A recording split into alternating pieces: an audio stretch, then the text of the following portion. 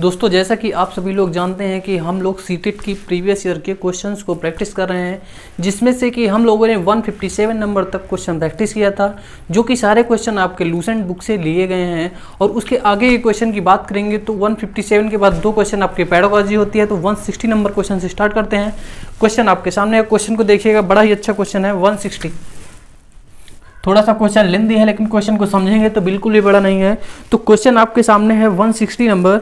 अगर पढ़ेंगे, प्रत्येक संख्या 1 2 3 4 5 6 7 8 और विभिन्न अक्षरों ABCDEFGHI का प्रतिनिधित्व करती हैं, लेकिन आवश्यक नहीं है कि उस क्रम में हो जिसमें ये दी गई हैं, और इस क्रम में जिसमें प्रत्येक A + B + C, C + D + E, E + F + G और G + H + I का मान 13 है। इन दोनों का जोड़ दिया गया है जो कि 13 है। क्वेश्चन में पूछा है C, E और G का योग कितना होगा।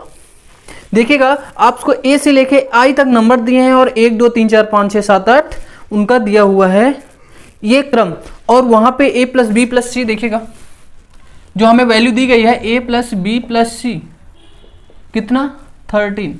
उसके बाद हमें दिया है B + C + D, एक मिनट, B + C + D। उसके बाद हमें गिवन है A + B के बाद यहाँ पे गिवन है C + D + E का योग 13 है, और इसके बाद हमें दिया होगा E + F + G बराबर 13 है। अभी देखता हूँ क्या कुछ और बचता है। अगर यहाँ पे देखते हैं E + F + G और G + H + I जिसका योग है 13। अब ये सारे नंबर्स गिवन है और आपसे क्वेश्चन में पूछा हुआ है। और अगर इसके बाद देखते हैं तो हमें जो कोडिंग दी हुई है क्वेश्चन में A B C D E F G H I तक के इनका लगभग दिया हुआ है, जो कि इसी क्रम में नहीं है, लेकिन हम ये समझ सकते हैं कि 1 2 3 4 5 6 7 और 8। देख लो कि 8 ही यहाँ पे अल्फाबेट है, 3 3 6 3 9, यानी कि 8 के बाद यहाँ पे क्वेश्चन आपका है गलत। अगर आप यहीं तक की बात करते हैं, या इसको अगर आप पूरा, यानी कि अगर 9 अल्फ़ाबेट हैं यहाँ पे तो 9 अंक भी हमारे होने चाहिए, जो कि 8 ही हैं। तो यहाँ पे एक काम क्या करते हैं, एक हम 9 और ऐड कर लेते हैं कि यहाँ पे 9 होंगे, क्योंकि बिना उसके क्वेश्चन तो संभव ही नहीं है कि जब तक जितने नंबर्स होंगे, जितने अल्फ़ाबेट होंगे, उतनी ही वैल्यू आएंगी। सिंपल सी बात है। तो अभी क्वेश्चन को अगर आप देखेंगे, अगर इन सबको हम जोड़ें, अगर हम इन सबको जोड़ें, A से लेके I तक का जोड़ कितना होगा। देखिएगा, A से I तक योग सभी संख्याओं को अगर जोड़ लो 1 से लेके 9 तक, तो कितना आएगा भाई साहब, 1 2 3 3 6 4 10 5 15 6 21 7 28 8 36 9 45। कहो तो मैं लिख दूं, कहो तो डायरेक्ट लिख दूं 45। ये इसका जोड़ कितना आएगा। आप बुक के सोल्यूशन में जाएंगे या बुक का क्वेश्चन देखेंगे तो वहां से थोड़ी सी मिस्टेक है, जो कि मैं सही कर दूंगा। तो देखिएगा अच्छे से, अगर इनका जोड़ 45 हो जाएगा, इन सभी का जोड़, तो इसको हम एक बार लिख लेते हैं। A से लेके A + B + C + D + E + F + G + H + I = कितना आया है 45, यानी कि 45। अब देखना, अच्छे से देखना, यहाँ से A B और C की वैल्यू कितनी दी गई है 13। इसकी जगह हम 13 रख सकते हैं, अगर अच्छे से देखोगे तो समझ पाओगे। इसकी जगह हम 13 रख सकते हैं, ठीक है, रख लेंगे। अभी इसकी जगह हम 13 रख सकते हैं, देखिएगा। और उसके बाद हमें निकालना किसकी है, ये ध्यान दीजिएगा, C की निकालना किसकी वैल्यू है, C + E + G। यही तो निकालना है कि हमें ये क्या होगा। तो अब भाई साहब हमारा आया D और E। तो एक चीज देखना, D और E की वैल्यू यहां से निकाल सकते हैं, कितनी आएगी।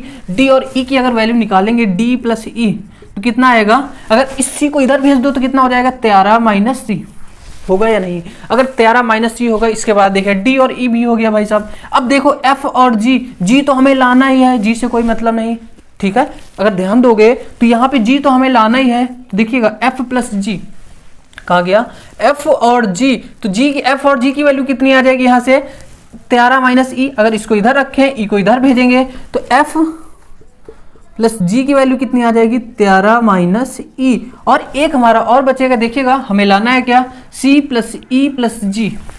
ठीक है। अगर C plus E plus G हमें लाना है तो इसके बाद देखिएगा H और I बचा है, तो H और I की वैल्यू कितनी आ जाएगी यहाँ से, H प्लस I बराबर होगा 13 माइनस G। अब इधर क्या करेंगे, ये जो वैल्यू हमने निकाल ली, क्वेश्चन को समझिएगा, बड़ा ही अच्छा क्वेश्चन है। अब A plus B plus C की वैल्यू थी 13, हमने रख दिया। उसके बाद D प्लस E की वैल्यू कितनी निकाल ली है, 13 माइनस C निकाल ली है। अब D प्लस E हो गया, F प्लस G की वैल्यू कितनी आई है, 13 minus E plus 13 minus E। और उसके बाद हमारा क्या आएगा, H और I, H प्लस I की वैल्यू हमने निकाली है 13 minus G plus 13 minus G और बराबर कितना था, 45। ध्यान से देखिए क्वेश्चन बहुत अच्छा है। इसके बाद देखो 13 13 13 13 13 चुको 52, ये 52 माइनस C माइनस E और माइनस G बराबर 45। अब ई भाई साहब इन तीनों को लाना है, प्लस में इन्हीं की वैल्यू निकालनी है। तो अब हमें पता है कि अगर माइनस एक साइड में है कोई वैल्यू, उसको दूसरे साइड में भेजेंगे तो वो हमारी पॉजिटिव हो जाएगी। यानी कि 52 को इधर रख लो, 45 को इधर ले आओ, कितना हो जाएगा माइनस में, 52 माइनस 45। और इसको अगर उधर ले जाओगे, C माइनस में है, इधर आएगा तो प्लस में, प्लस E और प्लस G। अब ये देखो C plus E plus G की वैल्यू कितनी आएगी, 52 में से 45 गया 7, जो कि आपका आंसर होगा। आपका क्वेश्चन में थोड़ी सी मिस्टेक है, जो कि यहाँ पे I की वैल्यू 9 नहीं दी हुई है। अगर अच्छे से देखेंगे तो ऑप्शन नंबर A और वैल्यू 7 बिल्कुल सही आंसर होगा, ऑप्शन नंबर A। अच्छे से देखिए इसको, बुक्स में क्वेश्चन में मिसप्रिंट हो जाता है तो कोई इशू नहीं, आपको अच्छा सोल्यूशन मिल रहा है, देखिए एक बार अच्छे से।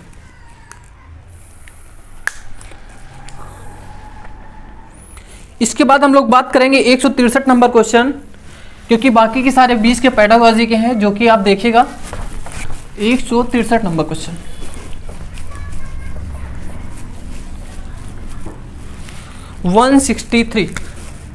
क्वेश्चन बड़ा ही आसान सा है, थोड़ा सा कंफ्यूजिंग लैंग्वेज है, देखिएगा।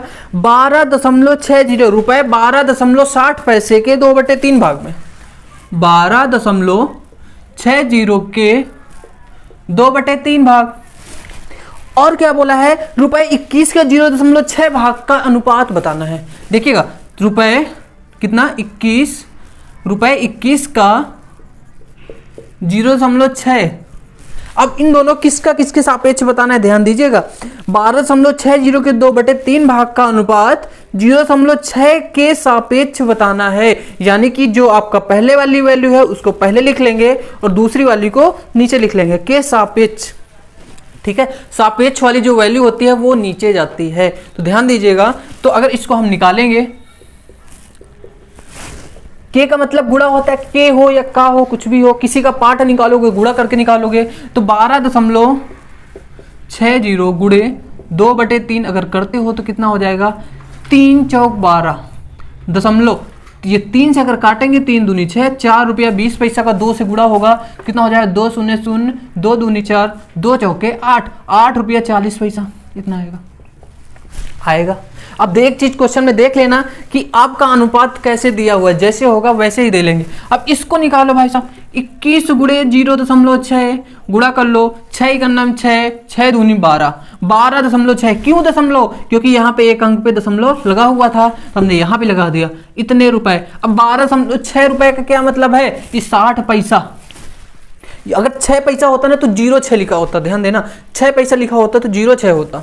ठीक है, तो यहाँ पे 6 लिखा हुआ है इसलिए ये था 60 पैसा। अब अनुपात निकालना है, अनुपात निकाल लो, बड़ी आसानी से निकाल पाओगे। एक बार फिर से मैं बता रहा हूँ, 12.60 के 2/3 भाग का रुपए 21 के 0.6 भाग के सापेक्ष अनुपात बताना है। ठीक है, के सापेक्ष अनुपात बताना है। ठीक, तो देखिएगा अब भाई साहब इनके सापेक्ष बताना है अनुपात, तो हमने क्या किया, 8.40 अनुपात क्या किया, 12.60। अब इसको सॉल्व कर लो, जो आपका आएगा वही आंसर होगा। ऐसे नहीं समझ में आया तो ऐसे लिख लो भाई साहब, जैसे आपकी आदत है। देखो 12.60, अब दशमलव से दशमलव गया क्योंकि दोनों तरफ अंक समान है, 0 से 0 भी काट लो भाई, काटने में तो मजा आती है। अब देखो क्या किससे कट सकता है, 2 से कट सकता है, 2 चौके 8, 2 दूनी 4, 2 छाक 12, 2 तेई 6, और देखो 7 छंग 42 और 7 नहीं 63, 3 दूनी 6, 3 त्रिका 9। अगर देखोगे तो 2/3 यानी कि इसको लिख सकते हैं 2:3। अपना ऑप्शन एक बार चेक कर लें, क्या 2:3 ही आपका आंसर है। क्वेश्चन को समझिएगा कैसे किया गया है, बड़ा ही सही है और बहुत ही अच्छा है। 172, अगर 172 नंबर क्वेश्चन की बात करें, निम्नलिखित आंकड़ों में 2, 4, 6, 8, 10 ये 20 तक लिखा हुआ है का माध्य कितना होगा। कितना लिखा हुआ है, 2, 4, 6, 8, 10, 12, 14, 16, 18 और 20, इनका माध्य पूछा है। तो हमें पता है माध्य बराबर कितना होता है, जो माध्य बराबर होता है कुल यानी कि योग, कुल योग बटे कुल संख्या। अब भाई साहब कुछ लोग समझ रहे होंगे कुल योग बटे कुल संख्या क्या है, तो भाई साहब यही होता है जो आपका औसत होता है ना, एवरेज होता है, वही चीज ये होती है। तो अगर इसको हम जोड़ेंगे, इसको अगर ऐड करें 2, 4, 6 यानी कि 2 + 4 प्लस ऐसे ही कहाँ तक 20 तक जोड़ेंगे, कितनी संख्याएं हुई, 2, 2, 4, 2, 6, 2, 8, 2, 10, 2 से लेके 20 तक आपकी 10 हुई, क्योंकि सम संख्याएं सारी हैं। 10 संख्या 10 से हमने भाग दे दिया। इसको आगे सॉल्व कर लीजिए, जो माध्य आपका आएगा ना, माध्य कितना आएगा, अगर जो 2, 4, 2, 6, यहाँ पे हमने सारे नंबर्स नहीं लिखे हैं इसलिए मैं यहाँ से 4, 2, 6, 6, 6, 12, 12, 8, 20, 10, 30 और 30 के बाद आपका कितना हो जाएगा, 30, 10, 40, 2, 42, 4, 46, 10, 56, 6, 62, 10, 72, 72, 8, 80, 10, 90, 20, 110, 110 बटे 10, ये अगर निकालेंगे तो 11 आपका आंसर आ जाएगा। एक बार आप चेक कर लें क्या ऐसा ही कुछ आएगा। अच्छा 1 मिनट में और दूसरी तरीके से जोड़ के आपको बताता हूं कि क्या हो सकता है। 2 और 18 को जोड़ेंगे कितना होगा, 20, ठीक है। 4 और 16 को जोड़ेंगे कितना होगा, 20। 6 और 12 को जोड़ेंगे कितना होगा, 6 और 14 को जोड़ेंगे कितना होगा, 20। 8 और 12 को जोड़ेंगे कितना होगा, 20 और 20 और 10 को जोड़ेंगे कितना होगा, 30। 30 ये 20 देखो 20 चौक 80, 30 यानी कि 110 ही आया आपका जोड़, यानी कि मैंने जो ऐड किया वो सही था, तो आपका 11 बिल्कुल सही आंसर होगा। अपना ऑप्शन एक बार देख लें अच्छे से, यानी कि ऑप्शन नंबर डी आपका बिल्कुल सही है।